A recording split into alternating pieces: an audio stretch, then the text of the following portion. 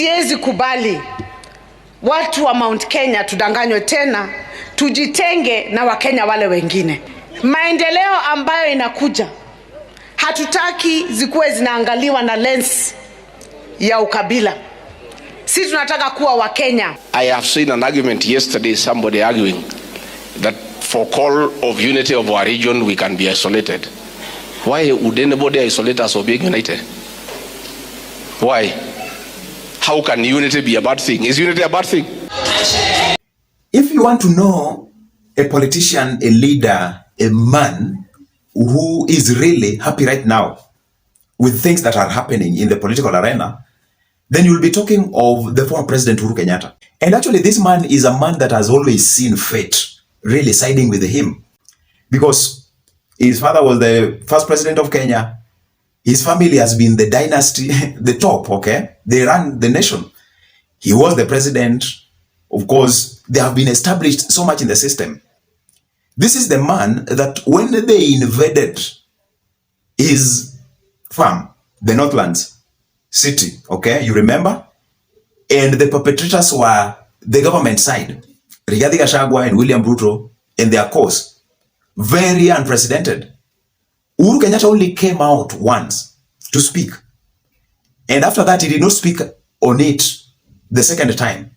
What did we see? Things actually shaped up in their natural way. And that is what we always say, the power of dynasty.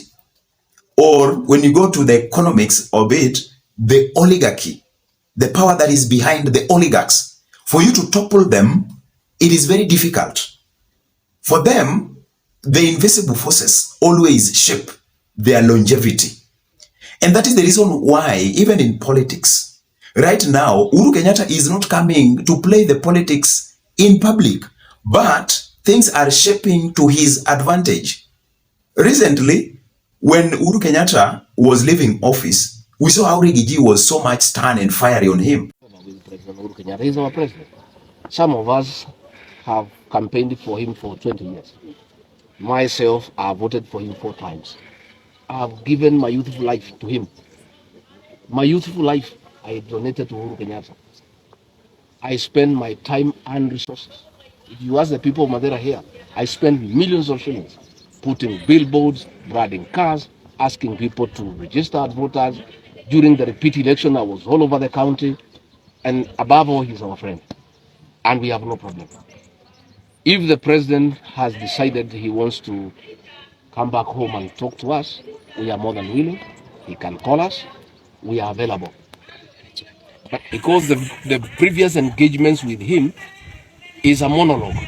It's him shouting at us and abusing us and telling us off and making us feel useless and making us feel small. But if he has changed his heart and he has awakened to the political realities, but he has lost the grip of this region and wants to engage with us, we are more than ready. And mostly we would want to discuss with him the stored projects for the roads, for water, and about reviving the economy. We think we can have a good discussion with the president because in our view, that is what is most important. That he can use the remaining 11 months to redeem his image and get back his legacy on track. But if he is to call us to talk about abandoning William Ruto, we have no time and we are not available. That's not an option. If he is to call us to discuss about his succession, we are not available. We think he should do what President Kibaki did. Just retire peacefully and go home and leave Kenyans to choose their next president. But if he wants to discuss the economy, if he wants us to discuss with us the stored projects, if he wants to discuss with us the revival of the economic fortunes of our people in this region, 7 a.m., 8 a.m., 9 a.m., up to midnight, the whole night, we are more than available. He's our president and he's our friend. By the way, we have nothing personal. We have no issues with him at a personal level. We are only disagreeing with him to try to dictate to us whom we should support. That we have refused and we cannot be intimidated. We have a problem with him of using the criminal justice system to harass and intimidate and persecute those of us who are refusing to follow what he wants. Right now, what are we seeing? The man is going back to his knees and asking Uhuru Kenyatta to remember him and bury their, differences. When we are united, we have more development.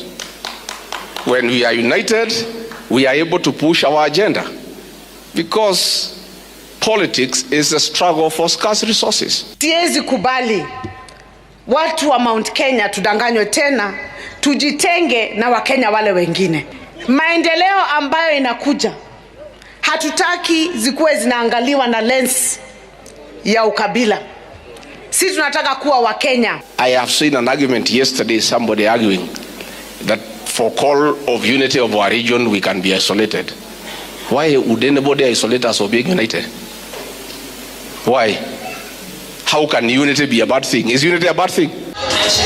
Uhuru Kenyatta is a man that fate has been following all along. And so much right now, he's better placed. And so there is a classified leak that came out that Rigiji and Uhuru Kenyatta are meeting behind the scenes. They are meeting secretly to forge a movement that is going to ensure Mount Kenya is well aligned.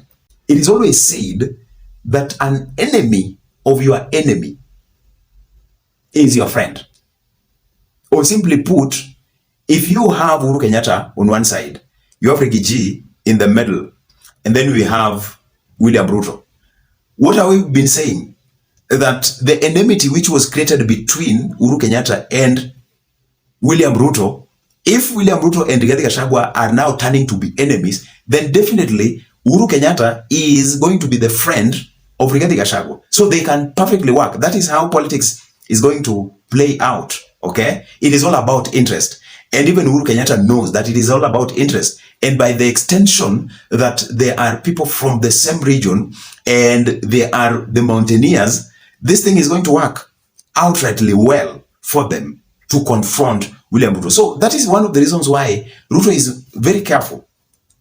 He knows exactly what is deeply rooted into this fight, to the extent that if he just approaches it without, reasoned, instincts, if he goes into it directly, he is going to mess up himself. So he is taking time, he's making sure that before he responds, before he releases himself fully well to it, there is a strategy that must be put for him to handle it. Otherwise, he would mess himself perfectly well. Okay? If Rigiji and Uhuru Kenyatta team up, things are going to get messy for William Ruto. And you see those lieutenants coming up on board and to strategize on how to drive the game of politics. It is going to be so much weird. Ngugi wa Thiong'o reminded them that the old skin of the house is not for rubbing onto the skins of strangers. They did it once, they have now known. And so, if it is making things right, then definitely Rigiji knows how he can make things right with the member of the house, so that the oil skin is going to remain for their own rubbing and not to any other stranger. That is politics.